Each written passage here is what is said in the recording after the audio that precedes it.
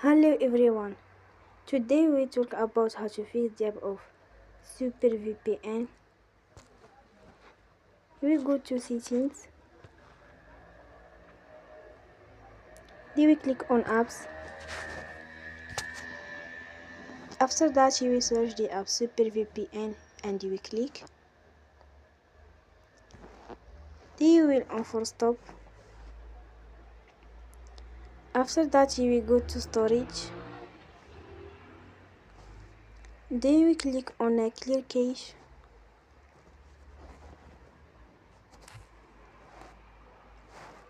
In the end, turn off your phone and you will recharge your phone again. Don't forget to support us by like and subscribe. See you next time and thank you for watching.